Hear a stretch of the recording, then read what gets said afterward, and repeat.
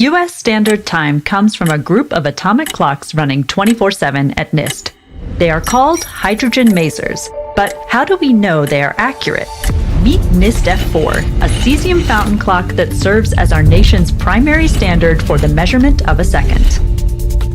Its measurements are used to calibrate the ticking rate of hydrogen maser clocks, just like how a tuning fork is used to tune musical instruments. Here's how it works. First, a gas of cesium atoms enters a vacuum chamber. Then, laser beams cool the atoms, slowing them down and grouping them into a cloud. Cesium atoms move between two energy states, higher energy states and lower energy states. Think of them as sides of a coin, heads and tails. At this point, all atoms are in their higher energy state, or heads. Then, the cloud of atoms is launched upward by the vertical laser cooling beams toward the state selection cavity. As the atoms travel through this cavity, the state selection microwaves put the atoms that are in the higher energy clock state into the lower energy clock state, and the rest are driven away by a laser pulse. From now on, we only want to measure atoms in the two clock states. The now less dense ball of atoms continues its journey upward to another enclosed space called the Ramsey cavity, where it meets the main microwave field. The microwaves hit the cloud of atoms, and the atoms start oscillating between the upper and lower clock states, like a coin flipping between heads and tails continuously. The atoms leave the cavity, continue upward, and then fall while still flipping between heads and tails. The atoms interact with the microwaves a second time as they pass through the Ramsey cavity again, allowing the atom's ticking rate to be compared to the microwave frequency. The atoms then pass through two detection zones, where lasers check how many atoms are in the upper clock state and how many are in the lower clock state. If the microwaves are ticking at the right frequency, then half of the atoms will be detected in the upper clock state and half will be detected in the lower clock state. This reveals how close the microwave frequency is to the cesium resonant frequency, which is precisely 9,192,631,770 Hz, and how the world defines the second. If the atoms aren't 50-50, we tune the microwaves until they reach the resonance frequency. Once tuned, we can properly adjust the frequency of the hydrogen maser clocks to sync them with the ticking rate of NIST F4, like a metronome producing a steady beat to keep musicians in sync. The fountain calibration process is repeated periodically to make sure the masers stay accurate.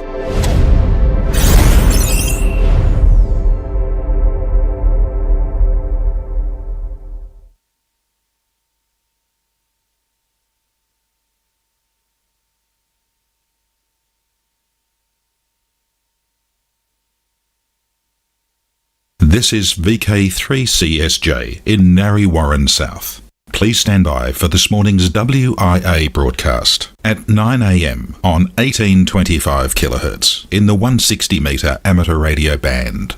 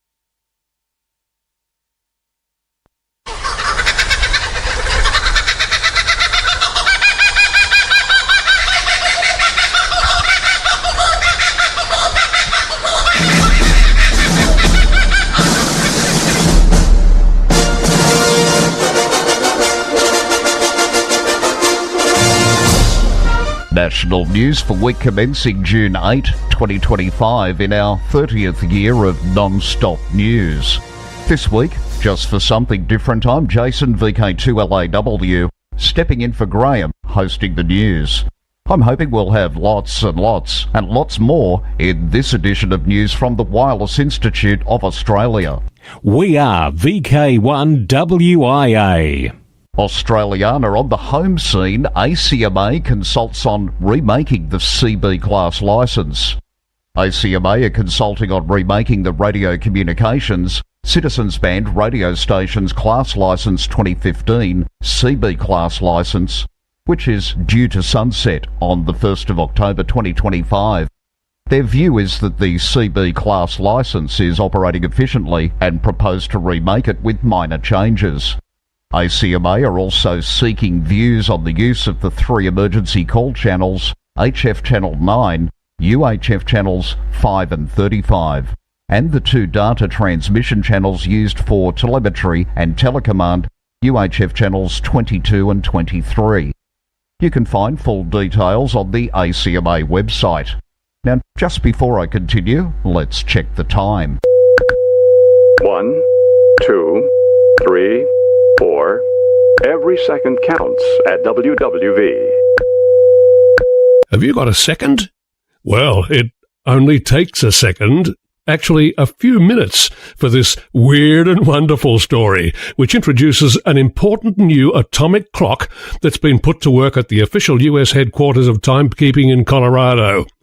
Keep your eye on the clock, especially if you've been recording your QSOs, like the rest of us, in Coordinated Universal Time. This new atomic clock at the National Institute of Standards and Technology has been operating since April at NIST's Boulder, Colorado offices.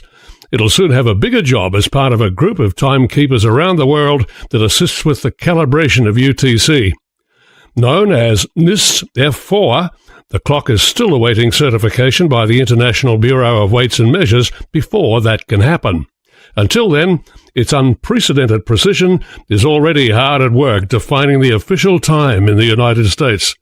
Its creators call it a fountain of precision because the cloud of cesium atoms inside the clock oscillate at a rate of more than 9 billion times per second, rising and falling in the same way water does in a fountain. Its resonant frequency is 9,192,631,770 Hertz, to be precise. That's the frequency that sets the standard for all other clocks. If you want to see just how NIST F4 works, see the link to a YouTube video in the text version of this week's news at wia.org.au. Watching it will take only 3 minutes and 3 seconds of your time, more or less.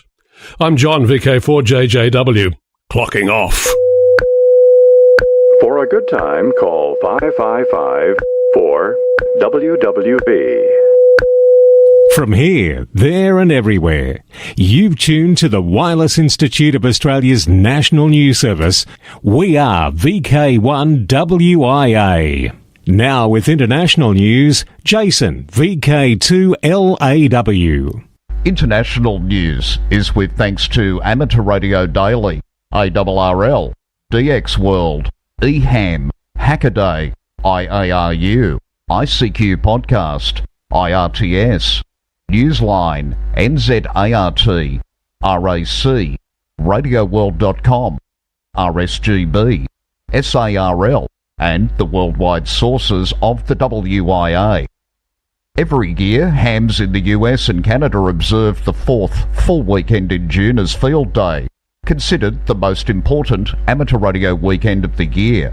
In Hawaii, however, amateur radio recognition will be going on a little longer.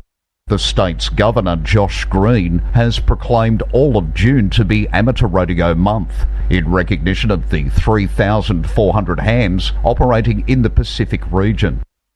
The state has ties to wireless that go back more than 100 years, however. In 1914, its island of Oahu became home to a Marconi wireless telegraphy station. In 1916, the first transmissions were successfully sent to Japan from the US territory, marking the start of wireless communication between the two nations. ARRL Teachers Institute on Wireless Technology, TI, has 13 sessions announced in 2025, with more in the works. The program from ARRL is a donor-funded professional development program designed to help classroom teachers elevate their science, technology, engineering and mathematics STEM programs using wireless technology. This is all possible because of the high level of confidence that our donors have in the program. We're grateful that many have stepped up to make this all possible, said ARRL Director of Development Kevin Beale, Kilo 8 Echo Alpha Lima. Through donations to the ARRL Education and Technology Program, donors have entrusted ARRL to help teachers integrate amateur radio into their curriculum. The support has been from all levels. During a YouTube telethon to benefit the program, individual hams contributed more than $21,000, which unlocked another $20,000 challenge gift from donors. David Ginsberg, November 3, Bravo Kilo Victor, funded an endowment in the name of his parents. The Hi and Mimi Ginsberg educator position is the first of several major gifts to the program. We're so excited that we get to grow the program this year, said ARRL Education and Learning Manager Steve Goodgame, Kilo 5 Alpha Tango Alpha. Part of that growth has involved making sessions available in local communities across the country. After a successful first remote session was held on Staten Island, another in Louisiana, the Johns Hopkins University Applied Physics Lab is hosting one later in the year. The success of the program is evident, but the lasting impact may go on even further than we can measure today, said Goodgame. Network media outlets have covered programs built by TI graduates, and there are hundreds of active hams in the schools that TI graduates lead. Recently, in material science news from China, we hear that Hailin Peng and his team at Peking University just made the world's fastest transistor, and it's not made of silicon. This new transistor from Hailin Peng and his team is a GARFET. It's made from bismuth oxyselenide, Bi2O2Se for the channel, and bismuth selenite oxide, Bi2SeO5, as the gate material and runs 40% faster and uses 10% less power. Next Generation DXing Program. The ARRL has published an 8-part video series about the next generation of DXing. The seminar was held April during the 76th International DX Convention. A group of panellists with deep knowledge of the current state of the art in the DXpedition world covered everything from financing and planning of a DXpedition to getting permits, arranging logistics, planning out equipment, managing both remote and local operators, dealing with problems and much more. The latest technology being used in DXpeditions was explained in detail. The content is available on the ARRL HQ YouTube channel. From here, there and everywhere, you've tuned to the Wireless Institute of Australia's national news service. We are VK1WIA. Now, operational news with Felix, VK4FUQ. Hello there. Now Contest Wise 2025. This weekend, VK Shires Contest, 7th and 8th June. As soon as the contest is over, send in your logs. NZ Straight Key Night. Next New Zealand Straight Key Night will be held tonight, Sunday 8 June from 0800 hours to 0900 hours UTC on 80 metres. Polish and lubricate that old Morse key and enjoy an evening of old-time radio fun. Straight Key Night is an informal event which honours the roots of amateur radio. Morse code sent with a straight key, no bugs, side swipers, keys or keyboards. SKN honours the original amateur radio mode in an easygoing style. Operators send signal report, name, location, type of key, type of transmitter and power output. Stations are limited to 100 watts output power. SKN is not a contest, but the operator who gets the most votes for the quality of their sending will win the Bruce Cahill Best First Award. This certificate honours Bruce ZL1BWG, Silent Key, who was a dedicated supporter of SKN. Please email your nomination to ZL1NZ within 1 week following the event. VHF UHF Field Days Winter 2025. Saturday 21 June through Sunday 22 June. This is Roger Harrison, VK2ZRH, manager of the VHF UHF Field Days. The 2025 winter event will proceed as advertised from 0100 UTC Saturday 21st June through 0059 UTC Sunday 22nd June, except in VK6 where it opens at 0300 on the Saturday and closes at 0259 on the Sunday. Go to the VHF UHF Field Days webpage on the WIA website to download the new rules. That's right, I said new rules. A couple of important things will be new with the winter event. Firstly, contestants will now be able to choose between two logging programs, the one you've known for so long, VKCL, and N1MM, widely used across many other contests. Secondly, we'll be able to make use of the WIA online VK log checker as used with many other VK contests supported by the WIA. Thirdly, there will be no rover category. Raise a glass of your favourite beverage in honour of its passing. Responsible drinking is encouraged. They are the main new things. When you've downloaded the new rules, go to your room, not the shack, no distractions. Close the door and read through the rules carefully, at half the pace you read other things. Rinse and repeat, twice. Put them aside for 24 hours. Rinse and repeat. Use the yellow text highlighter. Take a copy with you on the field day weekend. Check the VHF UHF Field Days webpage a few times between now and the happy event. Remember, field days are for getting outdoors and having fun. This is Roger Harrison, VK2ZRH, for VK1WIA News. IAA UHF World Championship. The 24-hour IAA UHF World Championship starts at 1200 hours UTC on Saturday 12 July and ends at 11:59 hours UTC on Sunday 13 July. This annual contest supports amateur self-training and radio communications, improving operating skills, conducting technical investigations and intercommunicating with other amateurs around the world, using the 160, 80, 40, 20, 15 and 10 metre bands. Trans-Tasman Low Band Contest, 19 July.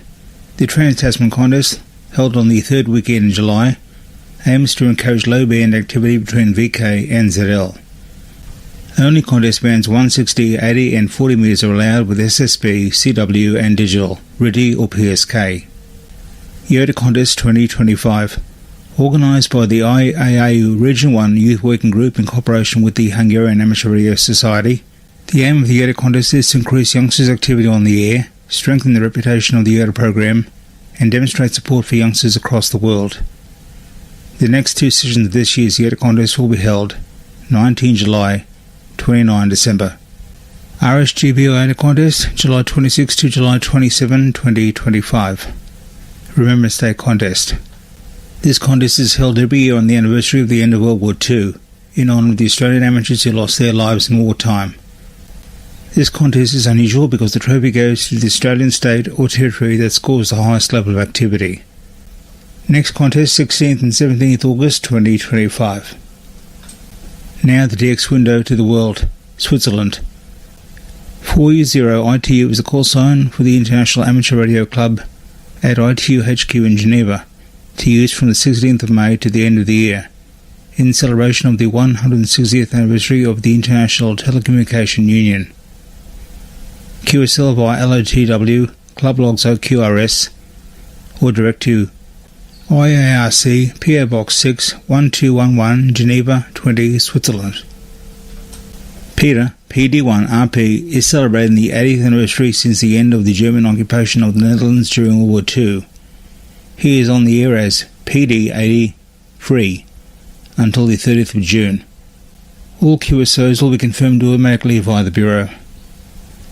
Celebrating the Georgia Amateur Radio Club's 75th anniversary, 4 or 5 special call signs have been activated by DARC until 31 October. DC7, D5D, DD7, DK7 and DR75 DARC. For WIA National News, I'm Felix, VK4FUQ, Inningham.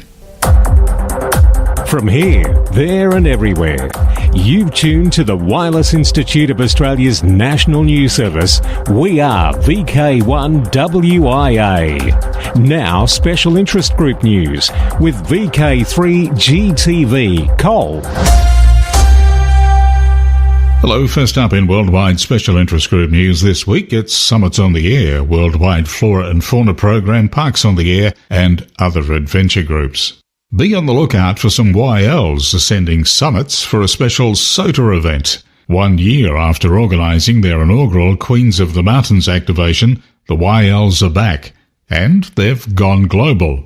True to its name, the Queens of the Mountain event is a challenge worthy of royalty, and it's on now. Paula K9IR and Amy AG7GP have brought the event back for its second year as YLs activate SOTA summits on June the 7th and June 8th. And not only YLs around the world chase the activators, men are also invited to join in this year's chase. Anyone contacting 5 or more YLs on a SOTA summit becomes eligible for a certificate. The biggest honours will go to the YL activators themselves, who'll be logging contacts and working towards any or all of 6 achievement awards, including one for a first-time SOTA activator. A special K1LIZ Memorial Achievement Award will be given to the YL with the highest number of achievement awards. Last year, the event crowned Loreen W6LOR with the honour, which bears the call sign of top achieving activator Liz Burns, K1LIZ, who became a silent key in February of 2022. Worldwide Special Interest Group's Final Frontier.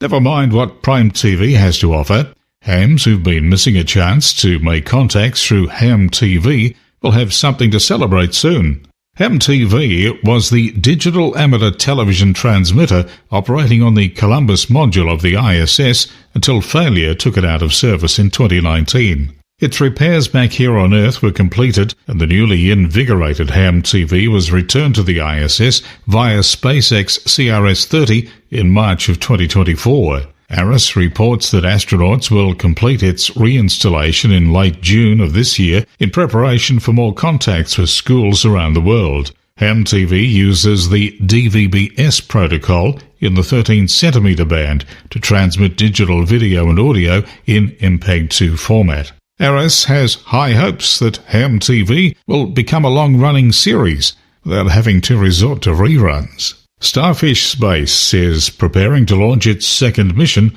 Otter Pup 2, on SpaceX's upcoming Transporter 14 rideshare flight, where it will attempt to dock with a D-orbit Ion satellite already aboard the same launch. Unlike traditional spacecraft, Otter Pup 2 uses an electrostatic capture mechanism, allowing it to dock with unmodified satellites by attaching to flat panels. The mission aims to demonstrate rendezvous and docking technologies that will support future servicing missions, such as life extension and orbital debris inspection for both commercial and government clients. This mission will simulate the challenges of space servicing, with Otter Pup 2 travelling long distances before performing proximity operations and multiple dockings. Starfish hopes to prove its technology is safe, flexible and viable, building confidence in satellite servicing amid growing demand for regulatory interest.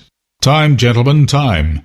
John VK4JJW had that weird and wonderful clock story at the start of this week's news. Now some more timely news. The European Space Agency's ACES mission has launched the most precise atomic clock ever sent to space, with the goal of improving how we measure elevation on Earth. This effort addresses real-world issues like the infamous misalignment of a German-Swiss bridge caused by differing sea level baselines. ACES was installed on the International Space Station's Columbus module on April 25 this year. By linking ACES to the most accurate ground-based clocks, scientists can compare how time ticks across the planet, since time passes more slowly in stronger gravity. This allows geodesists to map Earth's gravitational field with centimetre-level precision. The clock network will eventually make elevation measurements more accurate worldwide, including in poorly surveyed regions like Africa and South America.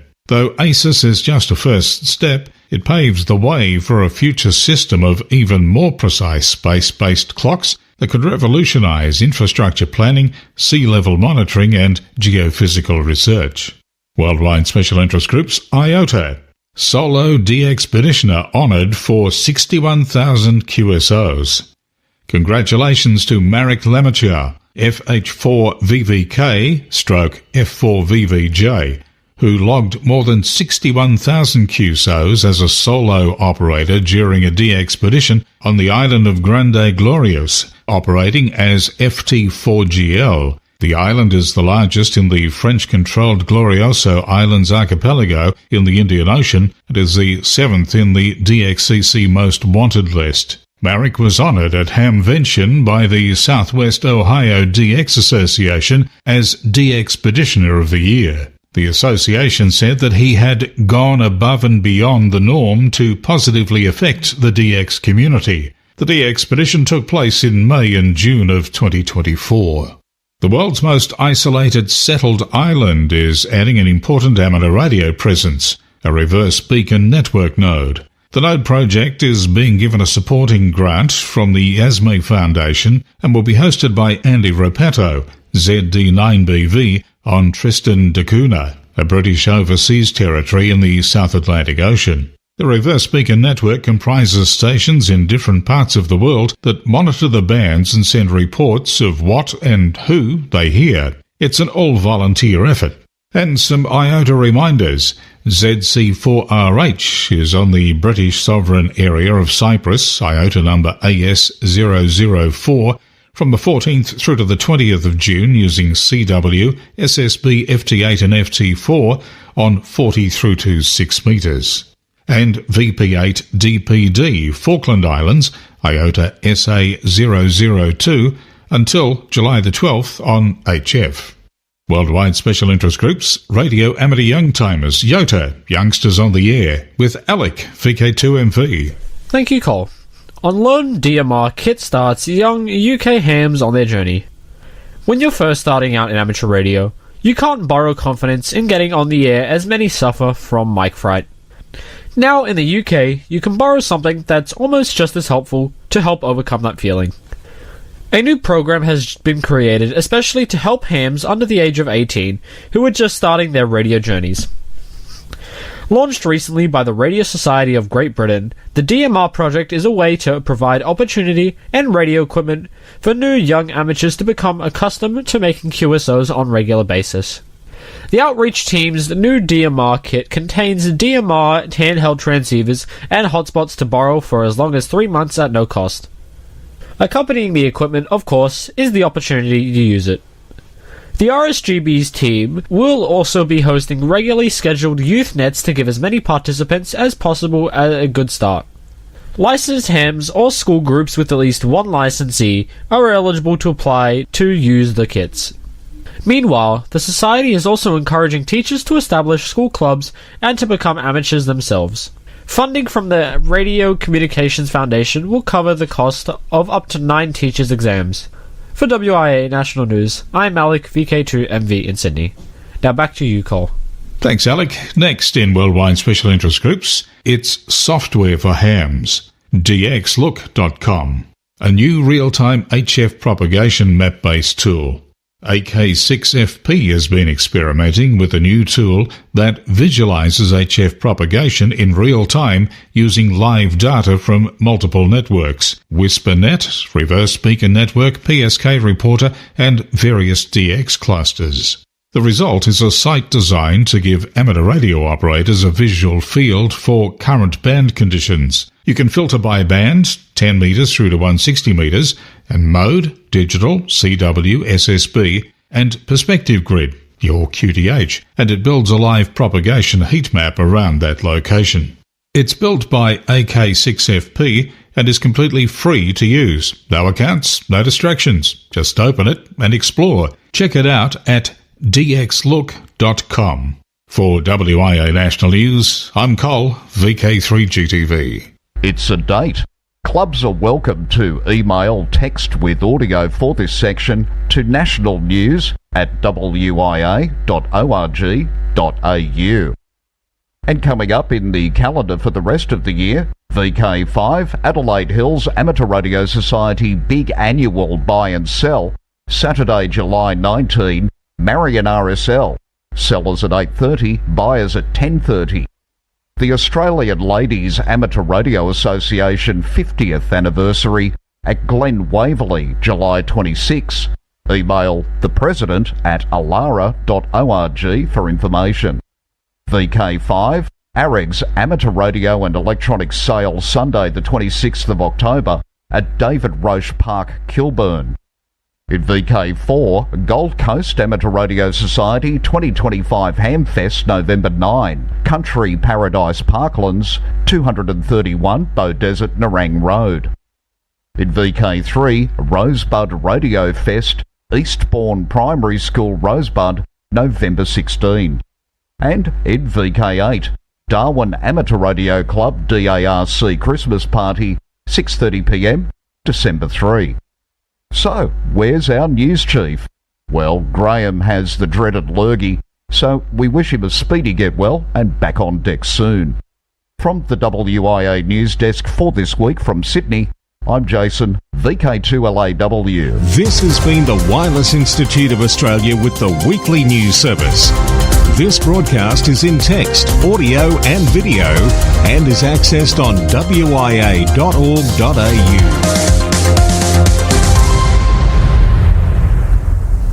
Courtesy of Bevan, VK5 BD's ATV and YouTube channel, this has been WIA National News. We're back now, live and local, and your voice, your callbacks. And don't forget, tick like.